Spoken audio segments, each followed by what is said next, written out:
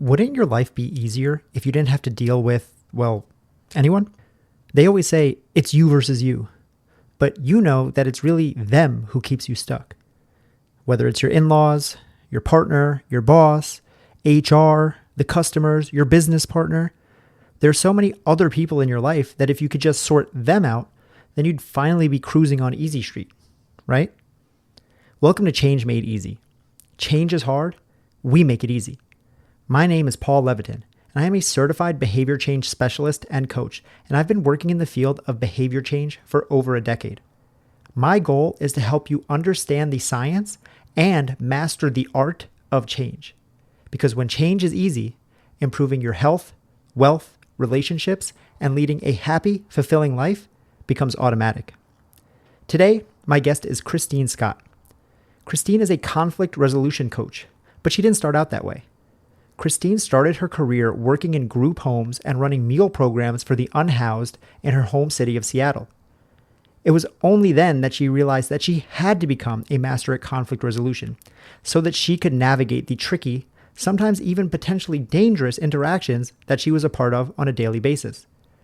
There were constant fights, threats, and thefts, and Kristine began to observe the people around her. These are folks who had lived outside and dealt with threats on their literal lives every day. And through observation, she slowly learned to stop reacting from a place of fear and trained herself to respond compassionately. That led to years spent improving her conflict response and also training others to do the same in the shelter, which now she has grown into her full-time business called Seattle Conflict Resolution. And the reality is, whether you work in a homeless shelter, a group home, or an office building, or you're a stay-at-home parent, conflict is not the exception, it's the rule. You aren't going to be able to get away from everyone, and you will not be able to avoid conflict. So your best bet is to learn to navigate it. Today, Kristine is going to give you advice on how to be conflict ready and tell you how you can take back control during high emotion moments. You'll also learn what the conflicts you have with others is saying about you and what's going on in your subconscious, which to me was pretty eye-opening. Better navigating interpersonal conflicts will definitely make it easier to navigate both your personal and professional change journeys. So let's dive into this conversation with Kristine Scott.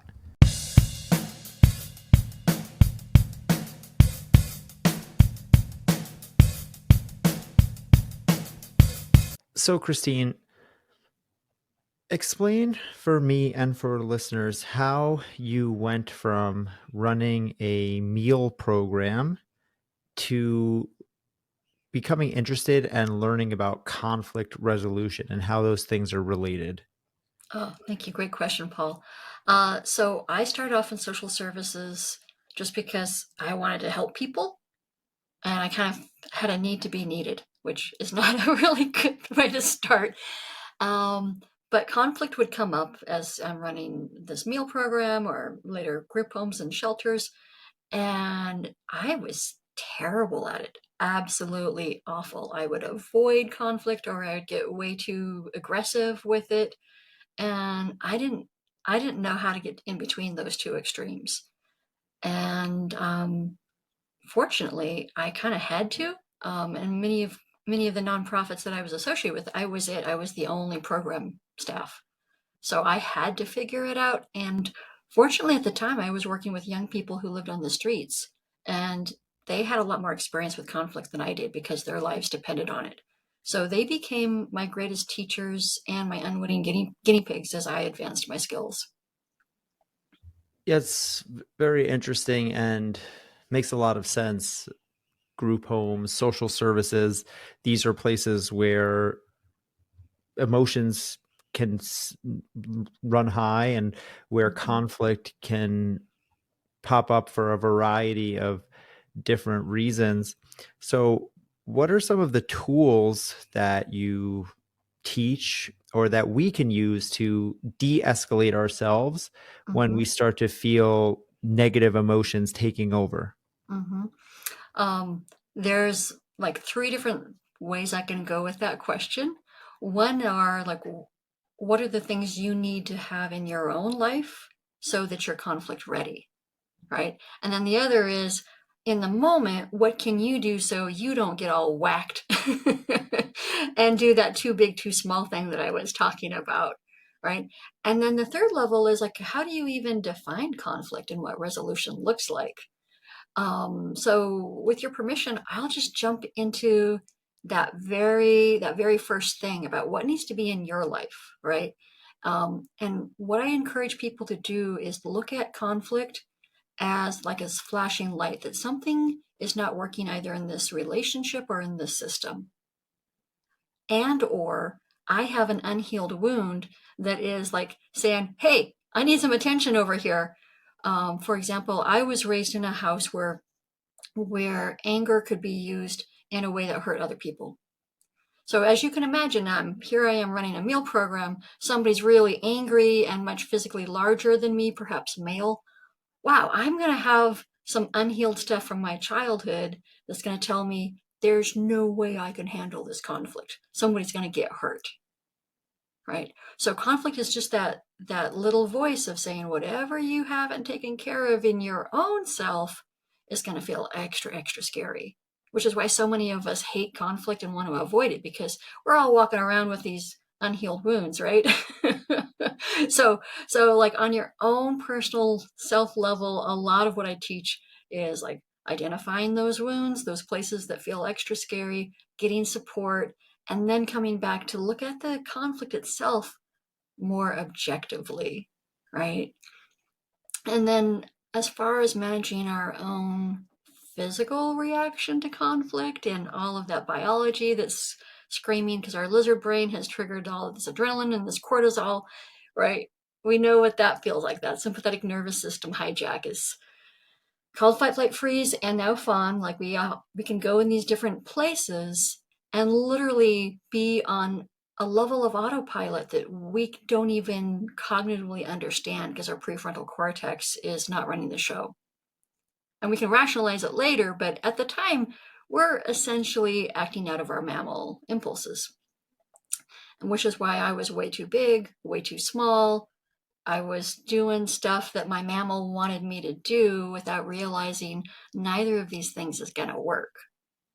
Right. And so when that's coming up, I encourage people like, here's the list of things that you will notice in your body if your sympathetic nervous system is taking over. You're going to feel an elevated heart rate. Your breathing is going to change. You're going to be looking for the thing that's going to kill you. And your brain will feel like it's running really fast, but it's running really fast in a way that's kind of a conspiracy theory box all by itself, right? Like, what's the thing that's going to kill me? You don't notice your resources, no new information is going in, and your vocabulary actually reduces down to like a pretty basic level. Right? So when you see those things happening, you very likely need to do what I call a reset. And there's some really great research out there that shows 5 deep breaths actually expand the nerve endings that are attached to the outsides of your lungs, right? And when these nerve endings just get this far apart from each other, they reset to the parasympathetic nervous system, right? That's an automatic thing that your body does. But most of us, when we're having this stress reaction, we actually start to breathe more shallowly. So you've all heard take 5 breaths, and like, oh, that's so stupid. But no, we now have the science behind that actually working for people. So there's things you can do for your body in the moment, and I also encourage people be in charge of the terms with which you engage with this conflict. So if somebody has suddenly dropped this demand on you, and you're just like feeling like a cornered animal, just by virtue of saying, wow, that's a really great question. Can I give that my undivided attention in like 5 minutes from now? Now you're no longer the cornered animal because you've just set the terms of how you're going to handle the situation and when you're going to handle the situation. And your body just like turns off the alert system because like, hey, I have some agency here. So take 5 minutes away, take 5 steps back, just set the tone and the terms of how and when you're going to handle that situation. And if it still feels overwhelming, get support. Like, look at what is it about this that's got me so freaked out? Because oftentimes our body will be telling us one thing, but objectively we see, the situation doesn't actually look lethal, right? And that's where we might need to pull in a friend or somebody to say, I'm having a major freak out. Let's talk through what's going on here. And it's okay to admit to the person who might be presenting as your agitator, like, hey, I want to give this all of my attention and all of my resources, and for whatever reason I don't have that right now, and can I get back to you? People really feel respected and seen when you let them know, like, this is important to me and I want to give it my full and my best self. Hey, real quick, we'll be back to the show in just a few seconds. But right now, I have to ask a huge favor from you. If you're getting value out of this episode, take 2 seconds and share it with a friend. Right now, hit the little share button in whatever app you're listening and send it in a text. Seriously, just hit the button and spread the love. If you like what you're hearing, that's the best way to show support. Maybe you're like Eliza Kay, who said, "This podcast is both warm and inviting, but real enough to push and motivate me." Or you're like Dalton, who said, "Paul is an amazing host and his podcast is a must listen." Don't you want to share this awesomeness with your friends and family? Don't be a gatekeeper. It only takes a minute, and it helps me grow. It helps me reach a new audience, and you seem like a genius friend who recommends awesome podcasts. We all win. So click share, and if you really want to show love, take a screenshot of this episode right now and tag me in your stories on social media, and I'll shout you out on an upcoming episode. All right? Go send that text, and now, back to the show. Yeah, I love that you said give yourself that agency back by kind of setting the tone for the conversation to come. And as you're going through this, we have that as you said parasympathetic, sympathetic response, fight, flight, freeze, fawn. Our heart rate elevates. You said we even we lose capacity to even think about different words. Our vision narrows. A lot of quote unquote negative things happen in our body that make us worse potential decision makers in those high tension moments of conflict. But something I've also heard you talk about is that high tension moments can be a positive, and we can maybe harness that charge. So how do we start to take that theoretical negative and turn it into something positive that we can grow from? Great question, Paul. A lot of people hire me for their customer service teams because they're really interested in actually monetizing these relationships, right? The Wall Street Journal did a great piece on, if you have an angry customer who's behaving really poorly, you can actually convert them into the most loyal customer in your customer base. And that is because they have shown you their absolute worst self. They have shown you all of their uglies, right? And if you have the capacity to hold that container and know, hey, it's not about me, this is not personal, they're having a rough day, can I create some type of connection? Because this is when they're raw, they're vulnerable, they really don't have time for the social niceties that can cover up tension, right? They're just letting you have it. And if you can lean in and just say, wow, I see that this has really got you worked up. I'm here to help you. What does that look like for you? Like let them own the solution, right? And do things like that that show that you're not meeting their emotional state, that you're just kind of keeping the edges safe for them to have their big feelings, and that you trust that there is a future to this connection, right? And you trust that when they work through those big feelings, that whatever they need is going to happen. People love that.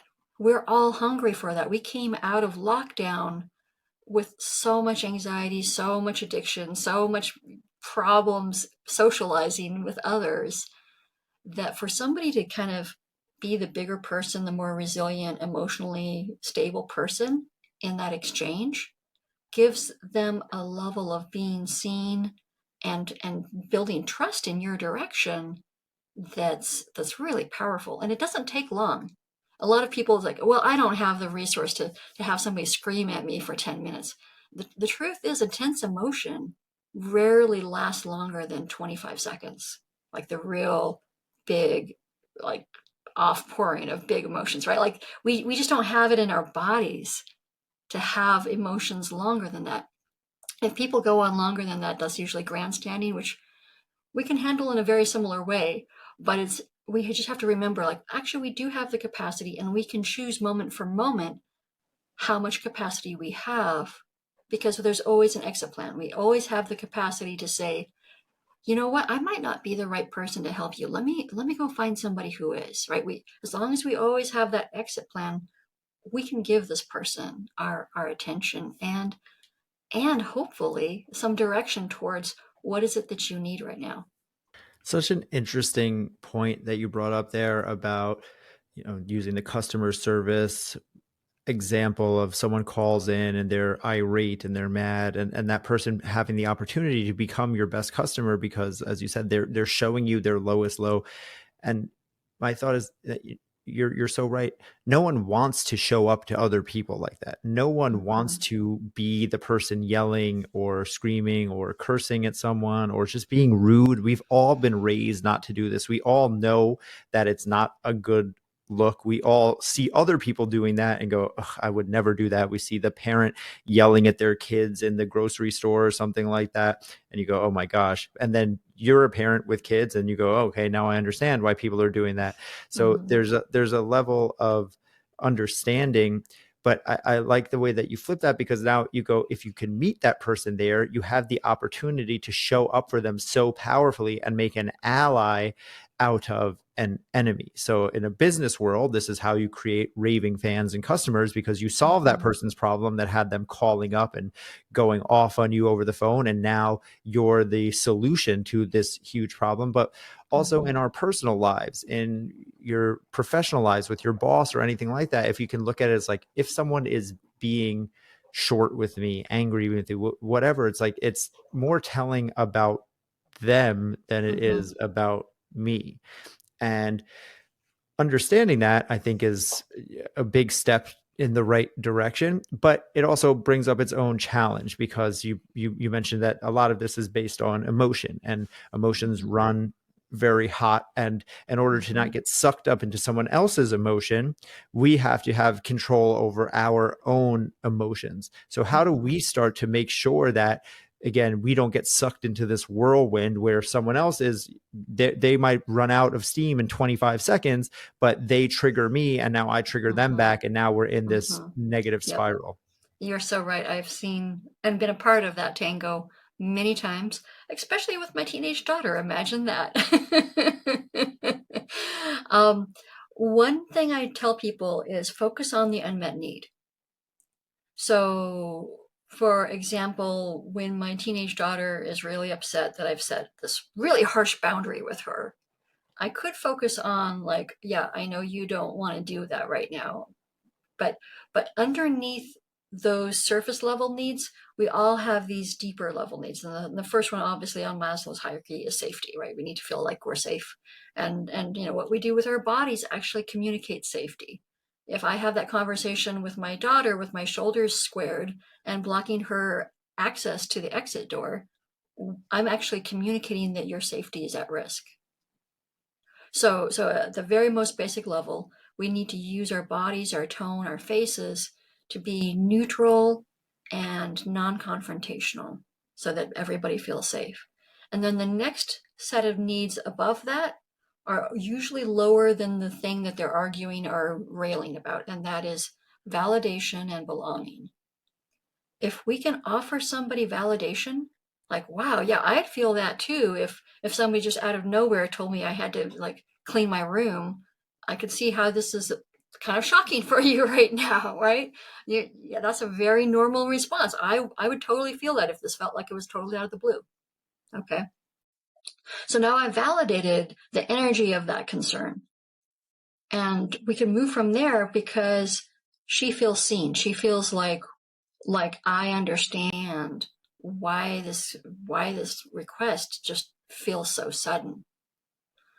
Or a sense of belonging, like, hey, this is an agreement that we all made as a part of belonging to this shared household, and da da da da da, and everybody has a role to play, and we support each other in this, right?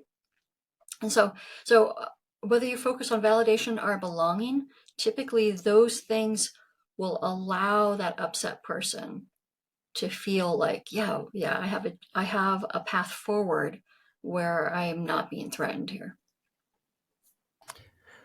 What does conflict do to confidence? Good question.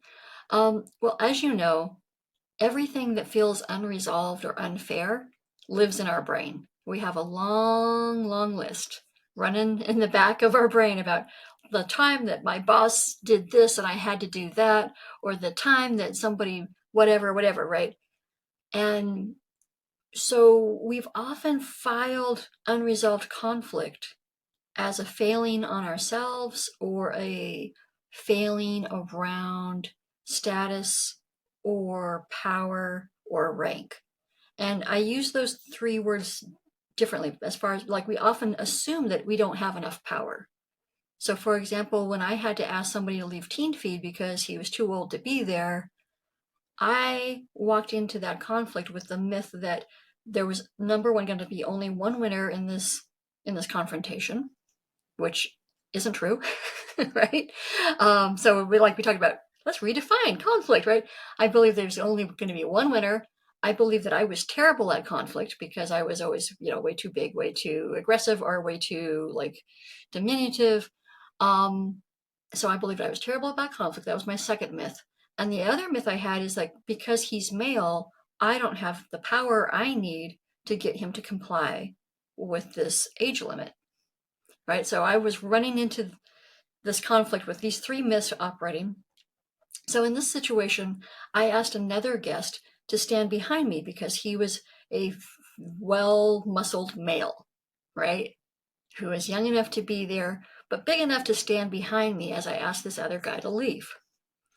So Ron agrees to stand behind me, and I go talk to this gentleman, and sure enough, he's flipping me a lot of crap. And out of nowhere, this fist goes flying over my shoulder and pops him in the face. Because that was Ron's understanding of what it meant to back me up, was that he would physically assault the guy on my behalf. Whoa, wait, yeah, that's true for street code, but that wasn't like what I was looking for, right?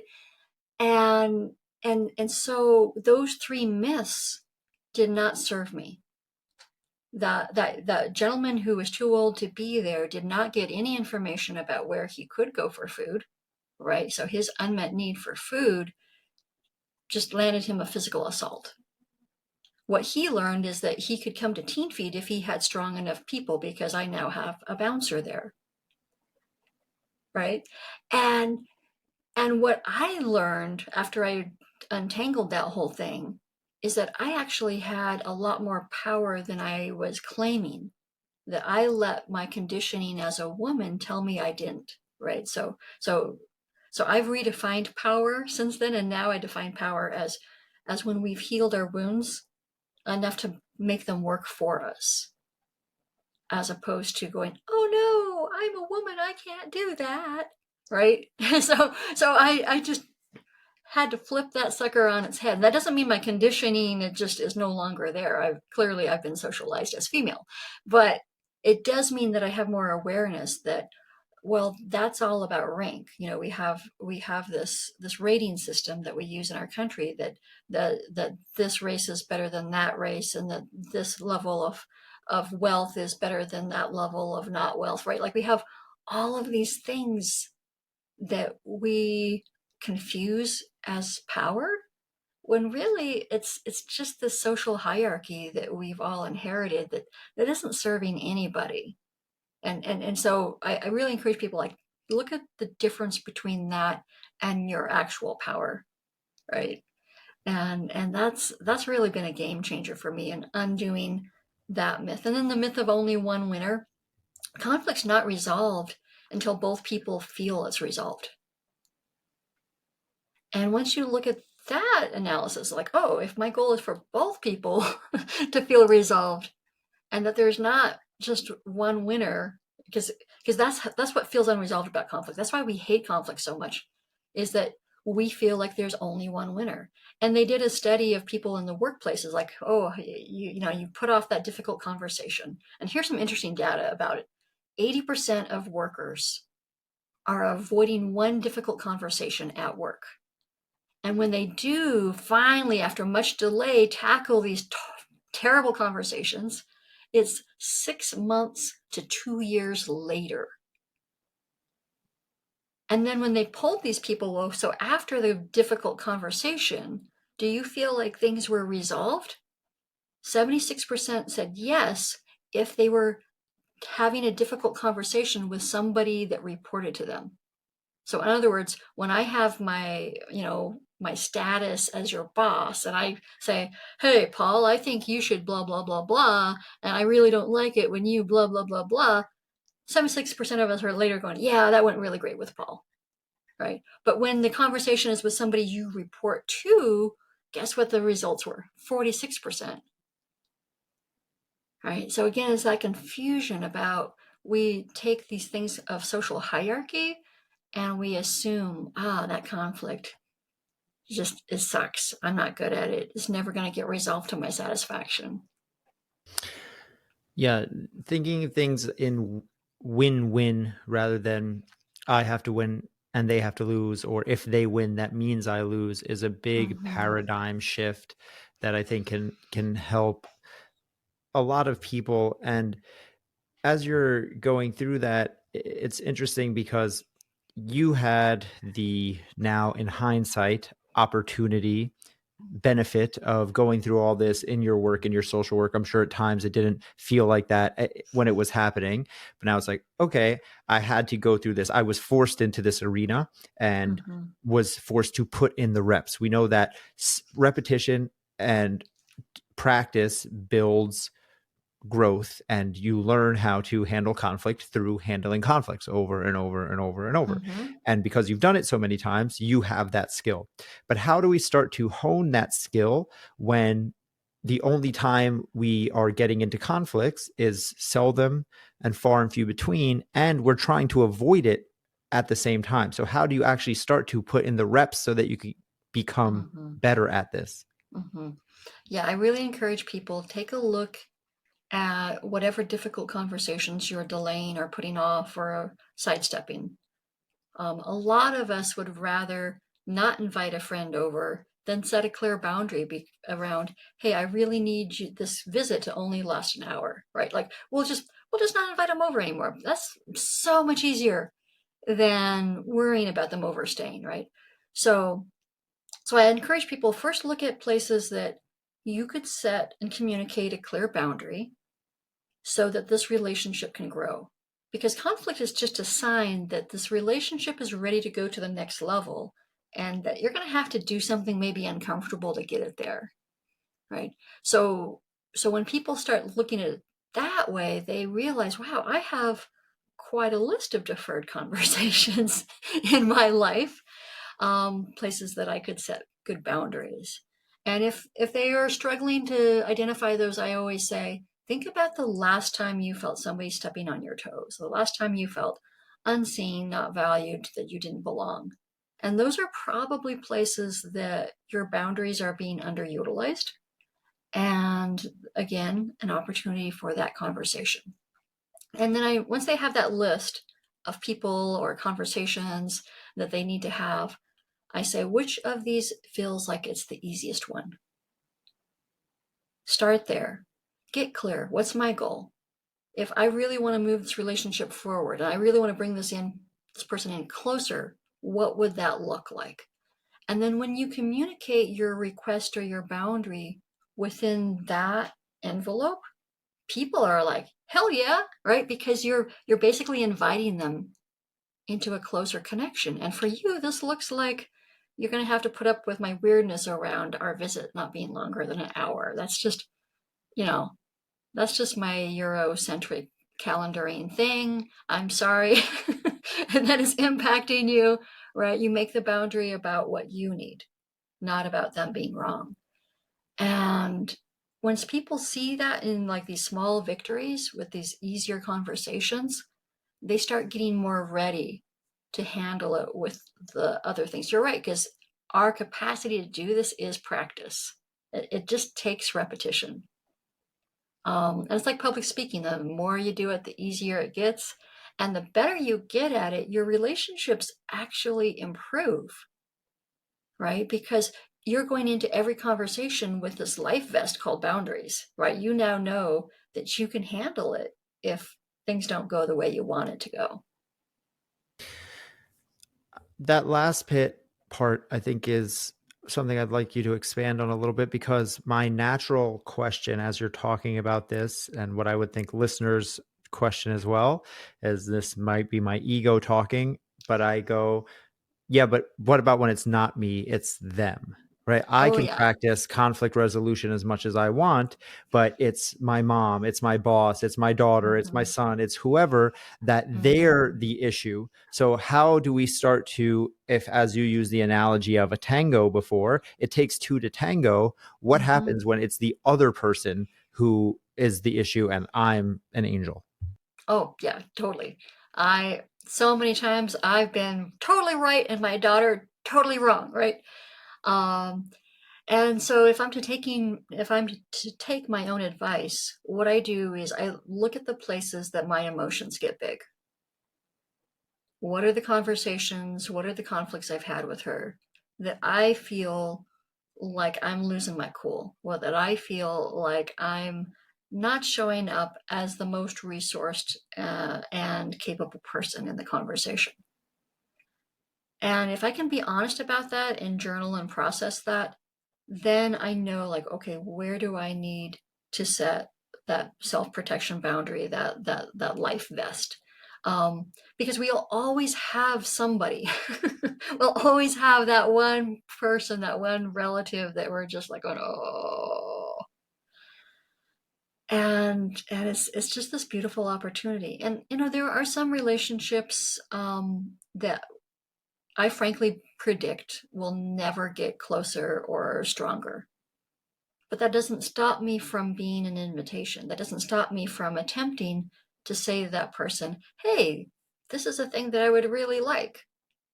And I've heard from members of my extended family a pretty consistent no thank you to my invitation for that next level. And it breaks my heart a little bit. But all we can do is try. I really encourage people, just be the invitation and see what happens. And if they're not ready to try out this new thing and respect this new way of you showing up, then you're just going to like stay maybe not in their inner circle, and that's okay. Yeah, that's beautiful. Be the invitation, I think, is a really elegant way to put it. I think I appreciate you offering that. And I think that it saddens people, just like it can sadden you, like you said. But the reality is that we have to be okay when we put ourselves out there, that the result is going to be the other thing. When you Mm-hmm. put yourself out there to that family member, to that coworker, to that boss, and you hope that you are extending an olive branch and that it will be accepted and that things will go one way, we have to do that with the full understanding that although we would like it to go that way, there is an equal probability that it will go the Mm-hmm. other way. And we have to Mm-hmm. be okay with that as well. And this is with everything in life. You have to be okay with either side of the coin. If not, Yep. you're setting yourself up for disappointment and bad things, because there's always an Mm-hmm. equal chance that things won't work out as that there is that they will. So I just want to offer that to people listening. I think that it's a great thing to do, and to start to push those boundaries a little bit of what you're comfortable with and the conversations you're comfortable with having, but understand that sometimes it doesn't go the way that you hoped, and that's okay too, because Mm-hmm. everything is okay. We're all going to be okay in the end. So I really Yeah. appreciate that, Kristine. And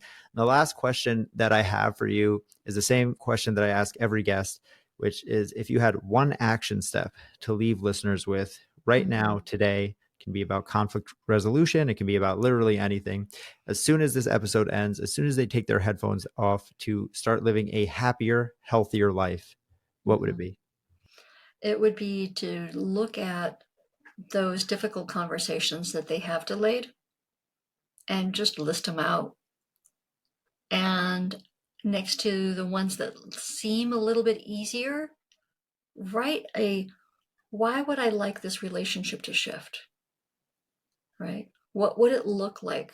What would I benefit if I got a deeper connection with this person where they really saw me, really saw that I didn't really like this particular behavior? Or maybe I'm holding on to a thing that I wronged them somehow. And rather than admitting that I wronged them, I'm just using the tension in the relationship to beat myself up and make myself feel bad, right? Like if either of those are happening, just imagine like, what would it look like for this to go better? And then see if you can, right? Just see if you can. Just try it out with a lot of support and a lot of thinking about how I want to extend that invitation into closeness. And if people want to, they can email me. I have a boundary writing guide that will kind of help talk them through how to communicate boundaries in a way that's life affirming. That's amazing. And I appreciate you offering that up to listeners. I will include Kristine's email in the show notes for anyone who wants to grab that guide from her. Kristine, thank you so much. I really enjoyed this conversation. Thank you, Paul. It's been great.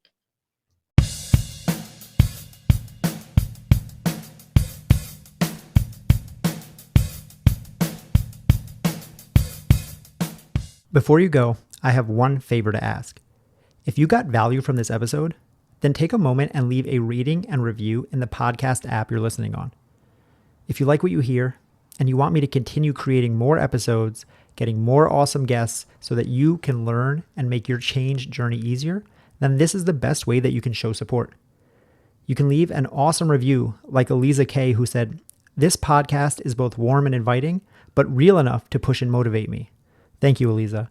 Or like Dalton, who said, "Paul is an amazing host and his podcast is a must listen." So thank you, Dalton. And thank you to all of the over 100 people who have taken the time to rate the show 5 stars on iTunes. It only takes a minute and it helps me so much to grow. It helps me reach a new audience and helps encourage me to know that this is helping someone, which just feels good. All you have to do is go to the show page in whatever app you're listening to and hit the little 5-star rating. And boom, that's it. And if you really want to show love, take a screenshot when you do it and tag me in your stories on social media, and I'll shout you out on an upcoming episode. Okay? Go leave that rating, and I'll see you back here every Tuesday and Thursday with new episodes of Change Made Easy.